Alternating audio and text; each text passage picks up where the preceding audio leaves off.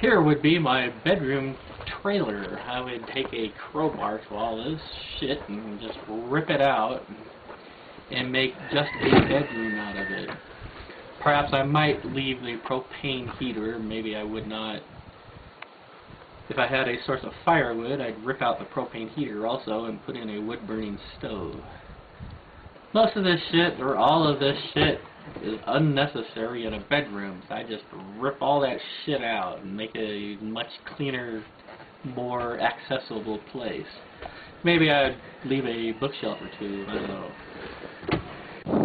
One idea that I really like is to take a big rig trailer and just park it on the land. The outside of the trailer is pretty rigid. You can pound on it, and of course you could punch a hole through there if you really tried, but it's quite strong and sturdy.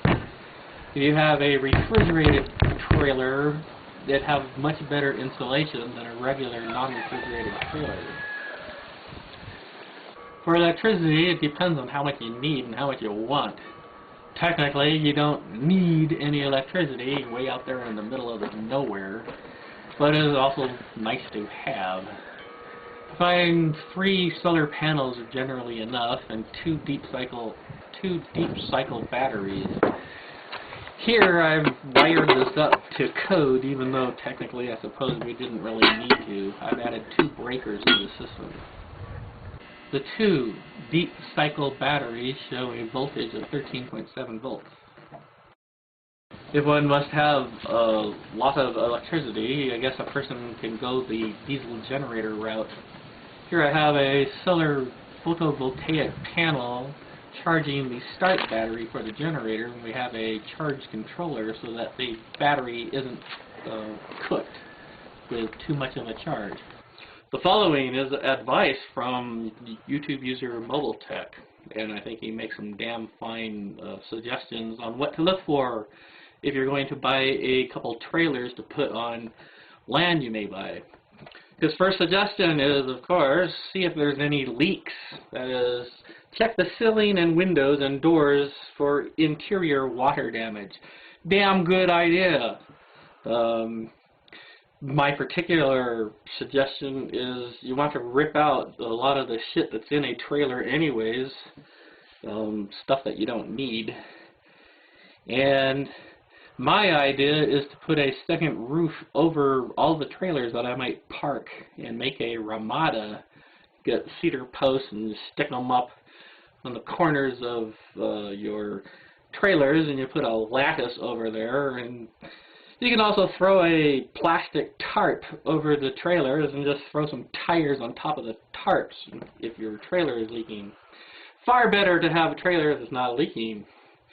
Second suggestion is to check the wheel bearings and brakes. Of course, if you're going to take a trailer and you're going to park it and you have no thoughts of ever moving it again, you could get a flatbed truck rented and haul the trailer to your land on the back of a flatbed. But it might be worth the time and money to get the bearings and brakes of the trailer fixed. It might cost less than renting a flatbed truck to haul the trailer to the spot. His next suggestion is to check all fixtures, windows, plumbing, and electricals to see if it works. My suggestion is to not use the wiring in a trailer.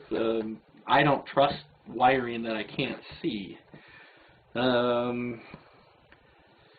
Also, windows, of course, you definitely want them open and close easily. Sometimes you have cranks and the windows kind of go vroom and vroom, and those windows often do not seal properly. You don't got a airtight seal, relatively speaking, an airtight seal. And in the summertime, wintertime, you'll get a heat gain or a heat loss through the windows that don't seal properly. I use duct tape in the wintertime to seal these windows here at the ranch because they don't shut tightly. His next suggestion is to look at the vehicle ID number, usually on the tongue frame up front. I like the idea of not having a registered trailer at all, because then you don't have the Department of Motor Vehicles sending you registration fees, which is a property fee and a road fee and all that kind of shit. Far better to not have a trailer that is registered. According to Mobiltec, says hopefully it has not been at least 10 years since last registered, so it is off the DMV's computers. That's probably why you want an old trailer, besides it being cheap, I should say not expensive. You don't want the DMV hassling you. You don't want to have to buy a license plate for it. You don't want to have to pay a yearly tax on the goddamn thing. He then suggests tires, of course, and spare tires. Of course, you only need the tires to move the trailer to one spot, and then presumably you're just going to park it there until you drop dead. And after you drop dead, who gives a fuck if it has wheels on it, let alone good tires? You're dead. He suggests looking at new cushions and curtains, see that they are in decent shape. Depends on what you're going to use the trailer for. His most important point, that I think is the most important, is how is the floor? Does the floor sag? Does the floor bounce when you walk on it?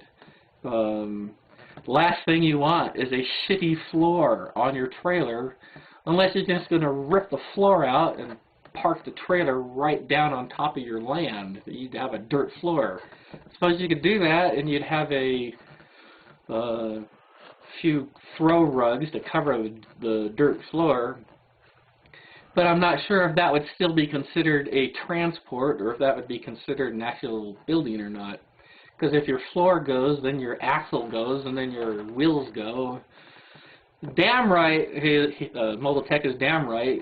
First thing you want is a sturdy floor. So thank you very much, Mobiltec, for your advice on what to look for in a trailer. Of course, cost is also a major component. My thinking is, and I have no money at all, you know, working here at the ranch, living here.